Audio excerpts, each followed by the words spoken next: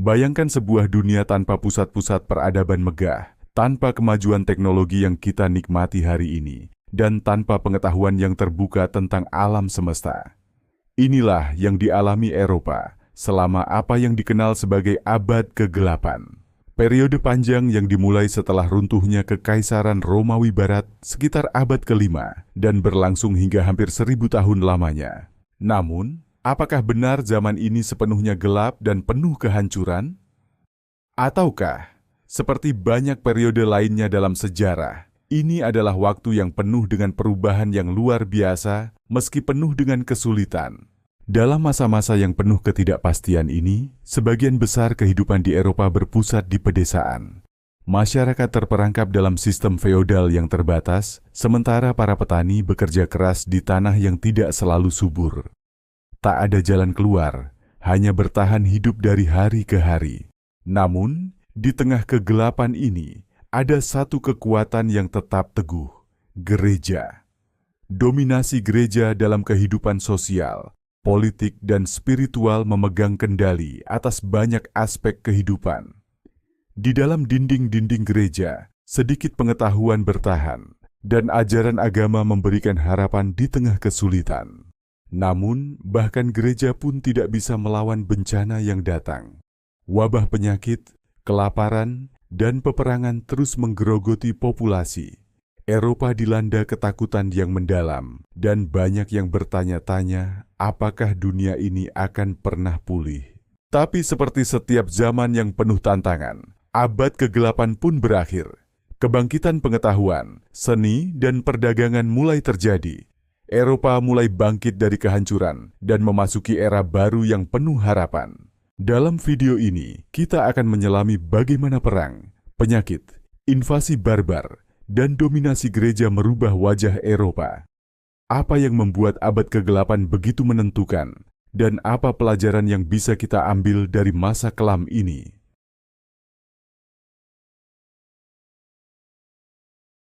Dark Ages, atau zaman kegelapan, seringkali menjadi istilah yang menggugah rasa penasaran. Tapi apa sebenarnya arti dari istilah ini? Dari mana asalnya? Dan yang lebih penting, apakah benar-benar ada periode kegelapan dalam sejarah? Istilah Dark Ages pertama kali digunakan oleh para sejarawan Renaissance, seperti Petrarch, seorang humanis Italia. Mereka memandang periode ini, yang terjadi setelah runtuhnya Kekaisaran Romawi Barat, sebagai masa stagnasi dan kemunduran budaya. Bagi mereka, era ini terlihat seperti kegelapan yang menyelimuti Eropa, setelah sinar kemegahan Romawi menghilang. Mereka menyebutnya gelap, bukan karena tidak ada cahaya secara harfiah, tetapi karena kurangnya dokumen tertulis dan karya budaya yang diwariskan dari periode ini. Eropa Barat tampak terputus dari kemajuan ilmu pengetahuan dan seni. Namun, benarkah era ini sepenuhnya gelap? Faktanya, pandangan ini adalah hasil bias. Meskipun ada kemunduran politik dan ekonomi, ilmu pengetahuan dan teknologi tidak sepenuhnya berhenti. Dunia Islam, misalnya, memainkan peran besar dalam melestarikan dan mengembangkan ilmu pengetahuan yang nantinya kembali ke Eropa melalui Spanyol dan Italia. Selain itu, Eropa pun menyaksikan kemajuan, seperti inovasi dalam pertanian, arsitektur gotik, dan kelahiran universitas pertama. Jadi, istilah Dark Ages seringkali menyederhanakan kenyataan yang jauh lebih kompleks. Zaman kegelapan mungkin lebih tepat disebut sebagai zaman transisi. Era ini adalah jembatan yang menghubungkan dunia kuno dengan dunia modern. Seperti semua masa dalam sejarah, ia memiliki kegelapan dan cahayanya sendiri. Jadi, apakah kegelapan ini mitos atau realita? Itu tergantung dari sudut pandang Anda. Kekaisaran Romawi selama berabad-abad adalah simbol kejayaan, kekuatan, dan stabilitas. Dengan jalan-jalan yang menghubungkan kota-kota besar, hukum yang terstruktur, dan militer yang kuat, Romawi menguasai sebagian besar dunia yang dikenal saat itu.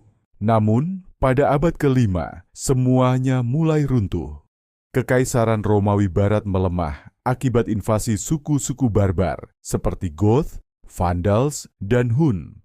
Pada tahun 476 Masehi, Kaisar terakhir, Romulus Augustulus, digulingkan, menandai akhir dari kekaisaran yang pernah begitu megah.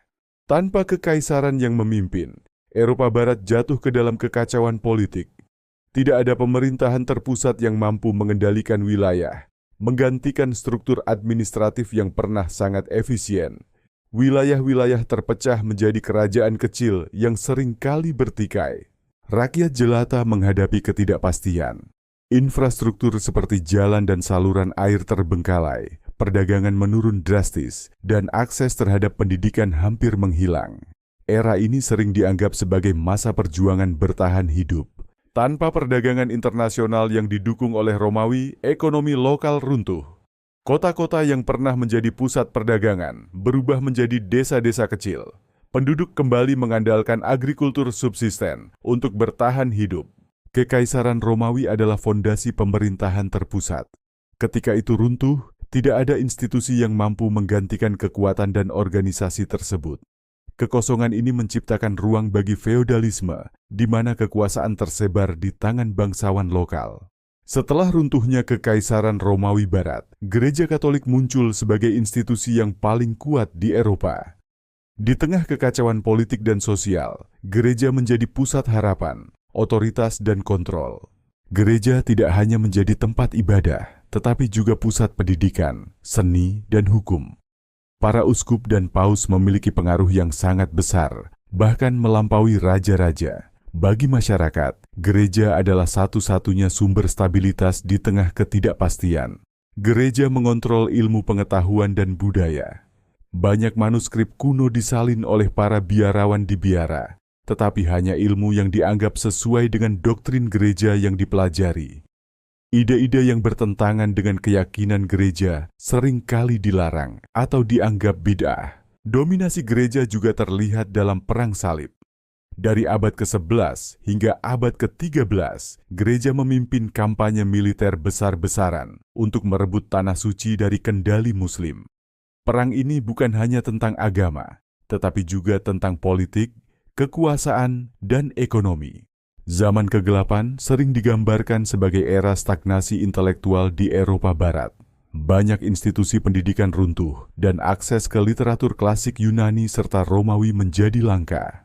Namun, apakah ilmu pengetahuan benar-benar berhenti berkembang?